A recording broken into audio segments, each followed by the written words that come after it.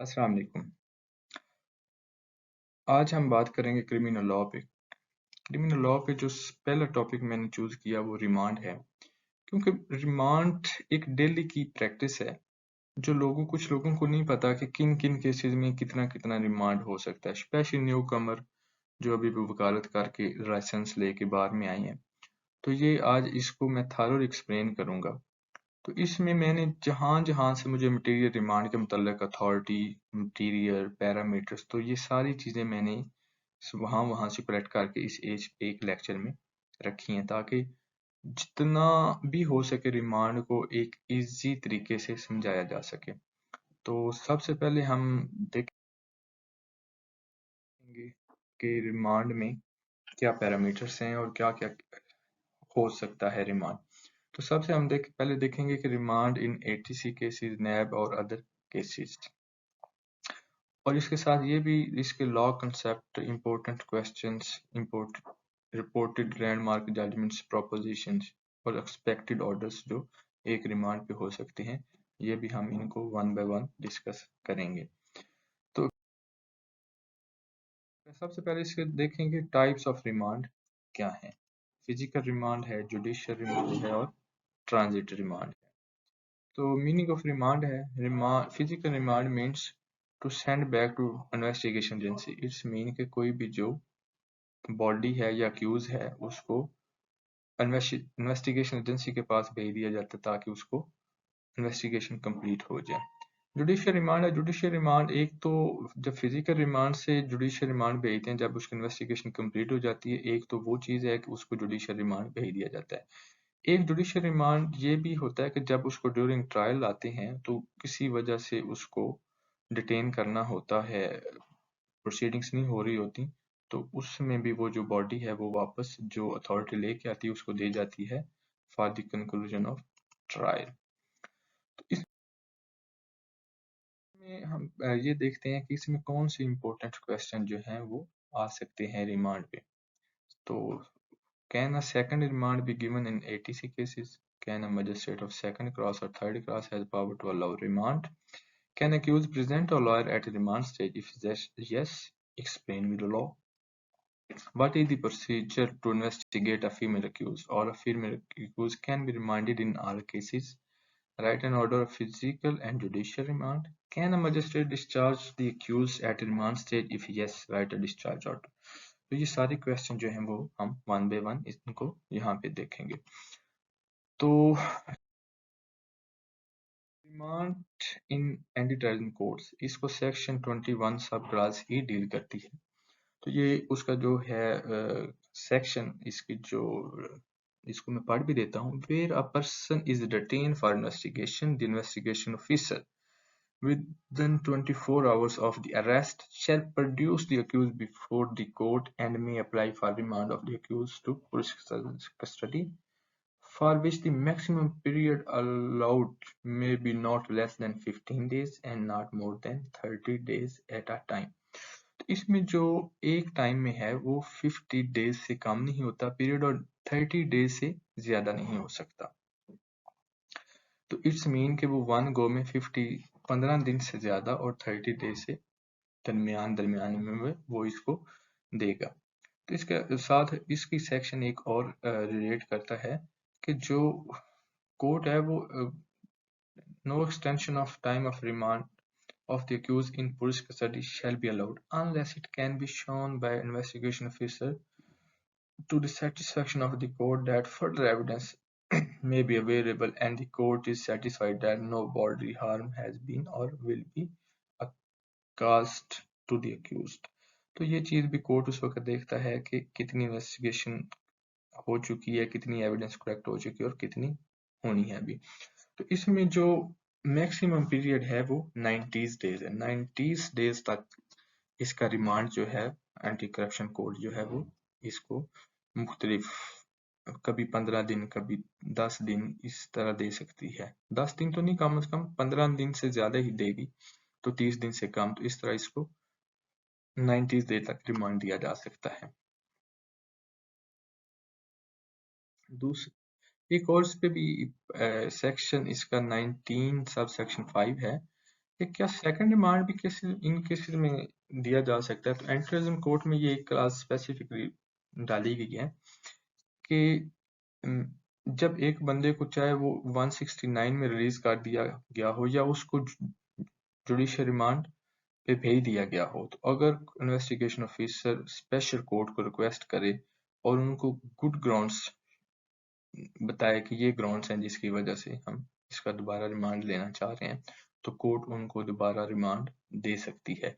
मैं ये पढ़ भी देता हूँ। Where in a case tried by anti-terrorism court, an accused has been released from police custody under section 169 of the code or has been remanded to judicial custody, the special court may, on good grounds being shown by a public prosecutor or a law officer of government for reason to be recorded in writing, make an order for placing him in police custody for the purpose of further investigation in the case। तो it's mean कि ये अगर judicial हो भी गया हो तो इसको दोबारा जो है वो इस पे दिया जा सकते हैं। अब हम देखेंगे कि नैक में रिमांड के क्या पैरामीटर्स हैं और इनको कितना कितना रिमांड दिया जा सकता है। तो इसमें भी ये है कि जो नैब कोर्ट के इन्वेस्टिगेशन ऑफिसर हैं वो फिर उसको गिरफ्तार करने के बाद इसको नियर मजिस्ट्रेट के पास विद इन 24 आवर्स जो है वो पेश करेंगे और जो कोर्ट है वो उनको रिमांड देगी। और नैब कोर्ट्स में भी जो रिमांड की जो लिमिट है वो 90 डेज तक है। इसमें जब वो रिमांड देगी तो वो इसकी एक कॉपी जो है वो रिमांड पेपर की हाई कोर्ट को भेजेगी।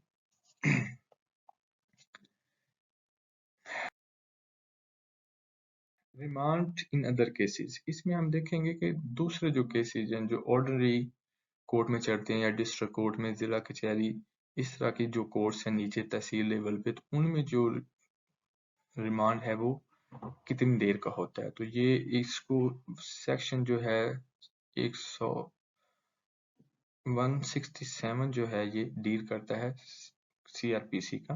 तो ये इसको पढ़ भी लेते हैं ताकि मजीद जो कंफ्यूजन है वो दूर हो जाए। Procedure when investigation cannot be completed in 24 hours. Whenever any person is arrested and detained in custody and it appears that the investigation cannot be completed within the period of 24 hours fixed by section 61 CRPC, and there are grounds for believing that the accusation or information is well founded, the officer in charge of the police station or the police officer making the investigation, if he is not below the rank of the sub-inspector, shall forthwith transmit to the nearest magistrate। किसी near magistrate के पास लेके जाएंगे उसका remand लेने के लिए। और जो इस तरह के जो केसेस ऑर्डर कोर्ट के, इसमें जो रिमांड है वो 15 डेज 15 दिन से ज्यादा नहीं दिया जा सकता। एक ये भी क्वेश्चन आ सकता है कि can a magistrate of second class और third class has power to allow remand. तो इसका जो आंसर है वो नो है। No magistrate of third class and no magistrate of second class has power to remand the accused. Power of the court to give remand. Only a first class or section 30 magistrate can give a order of remand. The session court, high court, second class magistrate and third class magistrate are not authorized to give an order of remand। यहाँ पे ये भी बात हो सकती है कि जो नैब कोर्ट्स हैं या एंटी टेररिज्म कोर्ट्स हैं या एंटी करप्शन की कोर्ट्स हैं, तो वो जब रिमांड देती हैं तो वो एज ए मजिस्ट्रेट रिमांड दे रही होती हैं। उस वक्त वो as a session court work नहीं कर रही होती, वो एज ए मजिस्ट्रेरियल पावर इस्तेमाल कर रही होती हैं और एज ए मजिस्ट्रेट ही वो रिमांड दे रही होती हैं। तो इसलिए यहाँ पे इस कंफ्यूजन में ना नहीं पड़ना चाहिए कि जब ये होते तो ये नैब कोर्ट की सेशन जज कर रहा होता है लेकिन ये रिमांड भी दे रहा होता है। तो ये इसमें जो है ये एज ए मजिस्ट्रेट रिमांड दे रहा होता है, ना कि सेशन जज रिमांड दे रहा होता है। आगे हम ये है कैन अक्यूज प्रेजेंट और लाइव। तो ये जो हाई कोर्ट का वॉल्यूम 3 है, चैप्टर 3 रूल 12 है, तो ये इस चीज की जो है इजाजत देता है, बल्कि लिखा हुआ है कि जो अक्यूज है वो अपना जो लॉयर है वो प्रेजेंट कर सकता है, और मजिस्ट्रेट इसको इजाजत भी देगा, और तब तक जब तक आर्गुमेंट्स नहीं होते तब तक एक टेम्परेरी रिमांड जो है अक्यूज को दिया जा सकता है। फीमेल का इन्वेस्टिगेशन करने का बहुत बड़ा एक मसला है कि इनको कैसे इन्वेस्टिगेट किया जाए। तो लॉ में इसमें जो है वो क्लियर लिखा हुआ है कि where the accused is a female, magistrate shall not except किन केसेस में, कत्ल और डकैती के केसेस में, shall not authorize the detention of accused in police custody, and the police officer make an investigation shall interrogate the accused in the prison in the presence of an officer of jail or a female police officer. It's mean कि कत्ल और डकैती में वो physical remand दे सकता है। दूसरे जितने भी केसेस होंगे, ऑफेंस होंगे, उनमें वो जुडिशियल रिमांड करेगा। तो जो इन्वेस्टिगेशन ऑफिसर है वो मजिस्ट्रेट से इजाजत लेकर उसको वहां पे जेल में जाके कर सकता है उसको इन्वेस्टिगेशन। उसके बाद जो है ये एक और पैरामीटर है कि अगर उसको जेल से बाहर ले जाना पड़े तो फिर क्या होगा।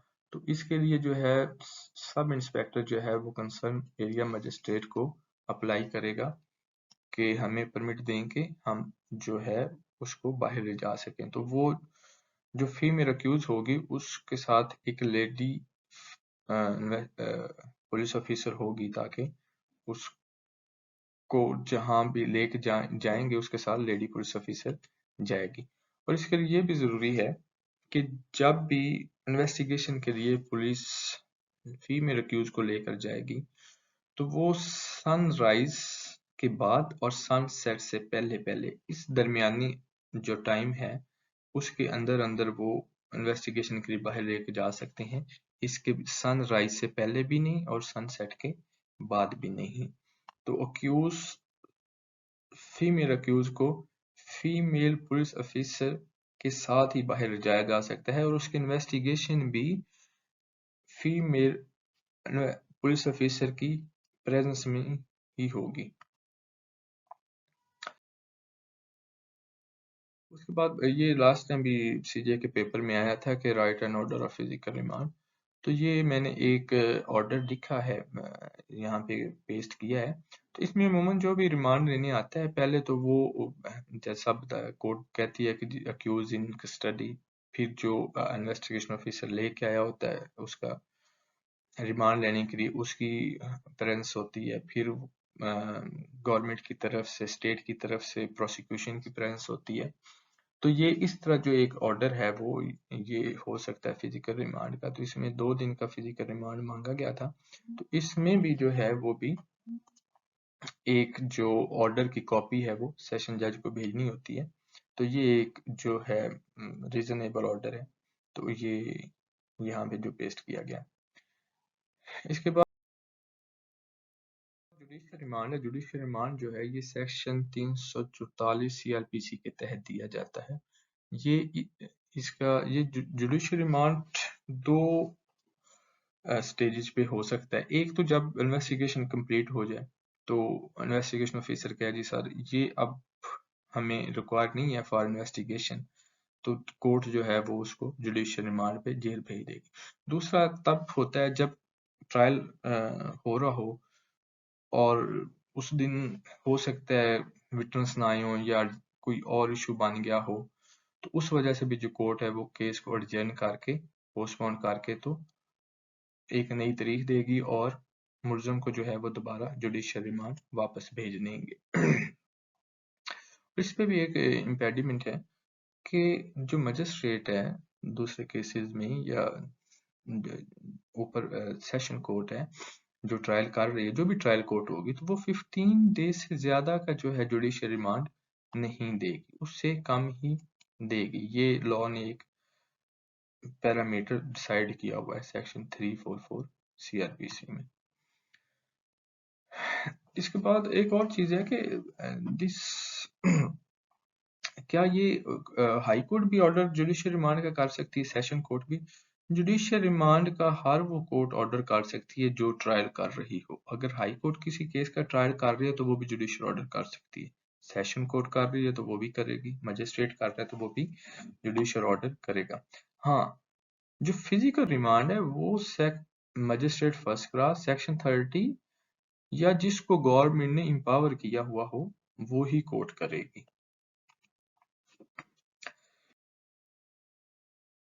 इसके बाद ये भी क्वेश्चन आ सकता है कि write an order of judicial remand. तो ये एक जुडिशियल रिमांड का मैंने ऑर्डर यहाँ पे पुट किया है।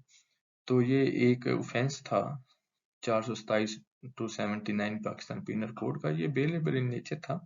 तो इसमें जज साहब ने चल के उनका कहकर फिर उनको जुडिशियल रिमांड कर दिया। तो ये मैंने पहले ही बताया था कि बाज़ औक़ात ऐसे भी हो सकता है कि एक बंदे की इन्वेस्टिगेशन कंप्लीट हो गई हो या एक बेलेबल ऑफेंस हो, तो उसको उसमें भी जो है जज साहब जो है वो बेल लेकर उसको जब तक उसके मुचलके नहीं होते तो उसको जुडिशियल रिमांड पे अदालत जेल भेज देते हैं। उसके बाद हम देखेंगे कि can a magistrate discharge the accused at remand stage if yes write a discharge order. तो मजिस्ट्रेट बिल्कुल पावर रखता है कि वो रिमांड स्टेज पे अक्यूज को डिस्चार्ज कर सके। तो ये एक डिस्चार्ज ऑर्डर है।